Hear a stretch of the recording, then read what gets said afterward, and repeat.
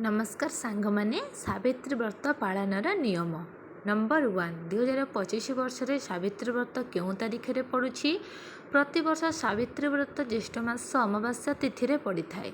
चलित वर्ष सावित्री व्रत मे 26 तारीख रे पड़ुछि। नंबर 2 सावित्री व्रत क्यों माने करि परिबे। प्रत्येक सधवा नारी माने सावित्री व्रत करि परिबे। नुआ बोहू माने मध्य बाहागर रे प्रथम वर्ष ठारू सावित्री व्रत रखि परिबे। नंबर 3 सावित्री व्रतरे केउ रंगर शाढ़ी चूड़ी पूजा करा जाए। सावित्री व्रतरे नाली रंगर शाढ़ी चूड़ी पूजा करा जाए। पार्वतींकर पूजा करुथिले कला शंखा पूजा करि परिबे। नंबर 4 सावित्री व्रतरे केउ रंगर व्रत पूजा करा जाए। हलदिया व्रत एवं नाली रंगर व्रत पूजा करि परिबे। नंबर 5 केउ हाथरे सावित्री व्रत पिंधि पारिबे। सावित्री व्रत डाहाणा हाथरे पिंधिबा उचित। नंबर 6 केउ देवादेवी को सावित्री व्रतरे पूजा करा जाए।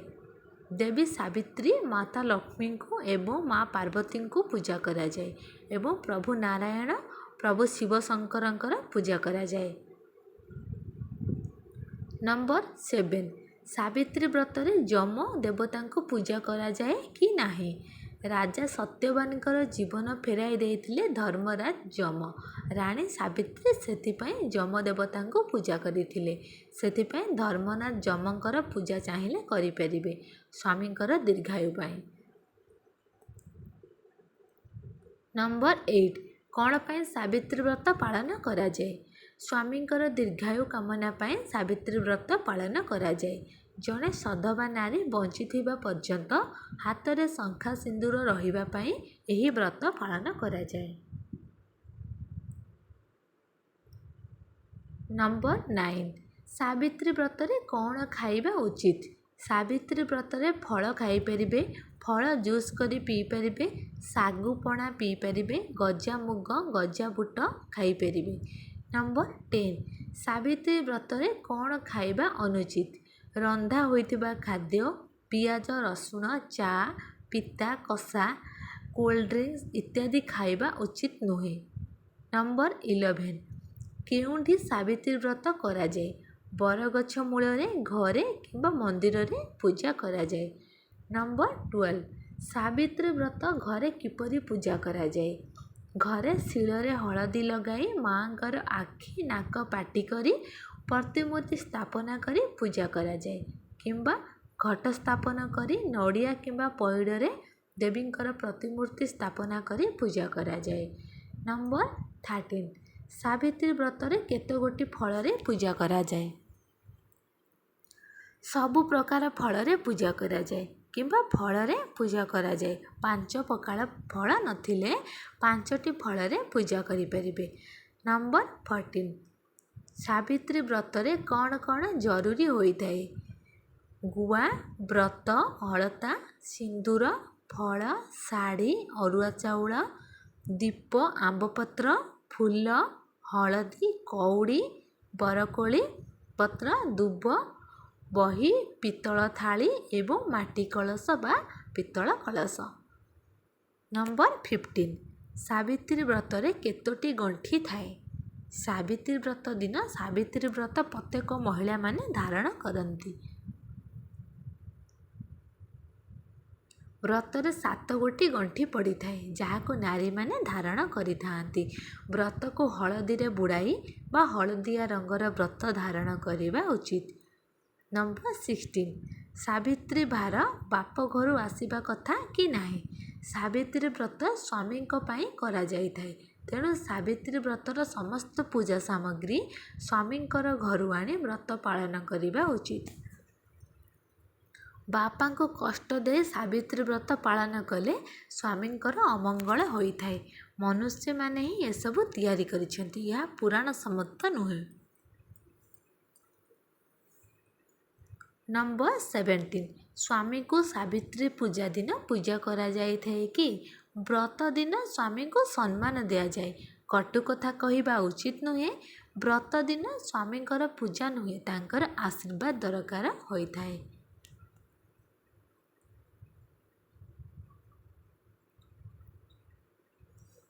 ନମ୍ବର 18 ବ୍ରତ ଦିନ କ'ଣ କରିବା ଉଚିତ ନୁହେଁ? ସ୍ୱାମୀ ସ୍ତ୍ରୀ ସଙ୍ଗ କରିବା, ହାତରୁ ଚୁଡ଼ି ଉତାରିବା, କଟୁ କଥା କହିବା, ଶାଶୁ ଶ୍ୱଶୁରଙ୍କୁ ନ ମାନିବା, ମଙ୍ଗଳସୂତ୍ର ଉତାରିବା, ପିଲାମାନଙ୍କୁ ବାଡ଼େଇବା ଏସବୁ କାର୍ଯ୍ୟ କରାଯାଏ ନାହିଁ। ନମ୍ବର 19 ଛୁତୁକ ଓ ମୃତୁକ ସମୟରେ ବ୍ରତ କରାଯାଏ କି ନାହିଁ? ଛୁତୁକ ମୃତୁକ ସମୟରେ ବ୍ରତ କରାଯାଇ ନଥାଏ, କାରଣ ଏ ସମୟରେ ଶରୀର ଅଶୁଦ୍ଧ ରହିଥାଏ। ଛୁତକ ସମୟରେ ଶାଢ଼ୀ, ଚୁଡ଼ି, ପୂଜା ସାମଗ୍ରୀକୁ ନ ଛୁଇଁ ଅନ୍ୟ କେହି ପୂଜା କରି ପ୍ରସାଦ ଖାଇପାରିବେ।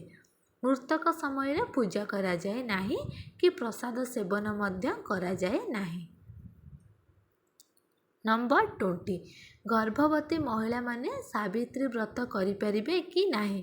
ଗର୍ଭବତୀ ମହିଳାମାନେ ବ୍ରତ କରିପାରିବେ, କିନ୍ତୁ ଉପବାସ କରି ନୁହେଁ। ଖାଇ ପିଇକି ବ୍ରତ ପାଳନ କରିପାରିବେ। ସମସ୍ତ ଫଳମୂଳ, ପରଟା, ଉପମା ଇତ୍ୟାଦି ଖାଇପାରିବେ, କିନ୍ତୁ ଆମିଷ, ପିଆଜ ରସୁଣ, ଉଷୁନା, ପିତା, କଷା ଏସବୁ ଆଦି ଖାଇପାରିବେ ନାହିଁ। ନମ୍ବର 26 ମାସିକ ଧର୍ମ ସମୟରେ ବ୍ରତ କରିପାରିବେ କି ନାହିଁ? ମାସିକ ଧର୍ମ ସମୟରେ ବ୍ରତ କରିପାରିବେ, କିନ୍ତୁ କୌଣସି ପୂଜା ସାମଗ୍ରୀକୁ ଛୁଇଁବେ ନାହିଁ କି ପୂଜା କରିବେ ନାହିଁ। କେବଳ ପୂଜା ସରିବା ପରେ, ପ୍ରସାଦ ସରିବା ପରେ ଛୁଇଁବେ। ଖାଦ୍ୟ ଖାଇପାରିବେ। ଘରର ଅନ୍ୟ ଜଣେ ସଦସ୍ୟ କିମ୍ବା ସ୍ୱାମୀଙ୍କ ଦ୍ୱାରା ପୂଜା କରାଇ ଆଣିପାରିବେ। ସାବିତ୍ରୀ ବ୍ରତ ପ୍ରଥମେ କେବେ କରାଯାଇଥାଏ? ବିବାହର ପ୍ରଥମ ବର୍ଷରୁ ହିଁ ସାବିତ୍ରୀ ବ୍ରତ କରାଯାଏ। ଯଦି ପ୍ରଥମ ବର୍ଷ ବ୍ରତ ସମୟରେ ଋତୁସ୍ରାବ ହୋଇଥାଏ କିମ୍ବା ଅଶୁଭ, ଛୁତକ କି ମୃତକ ହୋଇଥାଏ, ତେବେ ବିବାହର ପ୍ରଥମ ବର୍ଷ ପୂଜା ନ କରି ପର ବର୍ଷଠାରୁ ଆରମ୍ଭ କରିପାରିବେ। ନମ୍ବର 23 ସାବିତ୍ରୀ ବ୍ରତ ଦିନ କେଉଁ ଠାକୁରଙ୍କୁ ଦର୍ଶନ କରିବା ଭଲ ହୋଇଥାଏ? ଶଙ୍କର ଏବଂ ପାର୍ବତୀ, ଲକ୍ଷ୍ମୀ ଏବଂ ନାରାୟଣଙ୍କ ଯୁଗଳ ଦର୍ଶନ କଲେ ଶୁଭ ହୋଇଥାଏ। ନମ୍ବର 24 ସାବିତ୍ରୀ ବ୍ରତ କେଉଁ ଦିନ ଉତୁରାଯାଏ? ବ୍ରତ ସରିବାର ପରଦିନ ଗାଧୋଇ ସାରି ଘର ଠାକୁରଙ୍କୁ ପୂଜା କରିବା ପରେ ବ୍ରତକୁ ଉଝେଇ ପାରିବେ। ନମ୍ବର 25 ପୂଜା କରିବା ପରେ କ'ଣ କରିବା ଉଚିତ? ପୂଜା କରି ଆଣୁଥିବା ଶାଢ଼ୀ, ଶଙ୍ଖା, ସିନ୍ଦୁର, ଅଳତା ପିନ୍ଧି ସ୍ୱାମୀଙ୍କ ଠାରୁ ଏବଂ ଘରର ସମସ୍ତ ସଦସ୍ୟଙ୍କ ଠାରୁ ଆଶୀର୍ବାଦ ନେବା ଉଚିତ। ସ୍ୱାମୀ ଯଦି ନିଜ ଇଚ୍ଛାରେ ପ୍ରସାଦ ଖୁଆଇ ବ୍ରତ ଭାଙ୍ଗନ୍ତି, ତେବେ ବହୁତ ଶୁଭ ହୋଇଥାଏ। ଏମିତି ସାବିତ୍ରୀ ବ୍ରତ ଦିନ ଯଦି ସିନ୍ଦୁର, ଶଙ୍ଖା ପିନ୍ଧାଇ ଦିଅନ୍ତି, ତେବେ ବହୁତ ଶୁଭ ହୋଇଥାଏ। ଶେଷ ପର୍ଯ୍ୟନ୍ତ ଭିଡ଼ିଓଟି ଦେଖିଥିବାରୁ ଆପଣମାନଙ୍କୁ ଅନେକ ଅନେକ ଧନ୍ୟବାଦ। ଯଦି ସାବିତ୍ରୀ ବ୍ରତ ବିଷୟରେ ସମସ୍ତ କଥା ଏହି ଭିଡ଼ିଓରୁ ଜାଣିବାକୁ ପାଇଲେ, ତାହେଲେ ନିଶ୍ଚୟ କମେଣ୍ଟରେ ଜୟ ମା ସାବିତ୍ରୀ ଲେଖନ୍ତୁ ଏବଂ ଭିଡ଼ିଓଟି ଭଲ ଲାଗିଥିଲେ ଭିଡ଼ିଓଟିକୁ ଲାଇକ୍ କରନ୍ତୁ, ସାଙ୍ଗମାନଙ୍କ ସହିତ ସେୟାର କରନ୍ତୁ। ଚ୍ୟାନେଲରେ ନୂଆ ଅଛନ୍ତି, ଚ୍ୟାନେଲକୁ ସବସ୍କ୍ରାଇବ୍ କରନ୍ତୁ, ଯେପରିକି ନୂଆ ନୂଆ ଭିଡ଼ିଓ ଆପଣମାନଙ୍କ ପାଖରେ ପହଞ୍ଚି ପାରିବ। ତ ରହିଲି, ଜୟ ଜଗନ୍ନାଥ।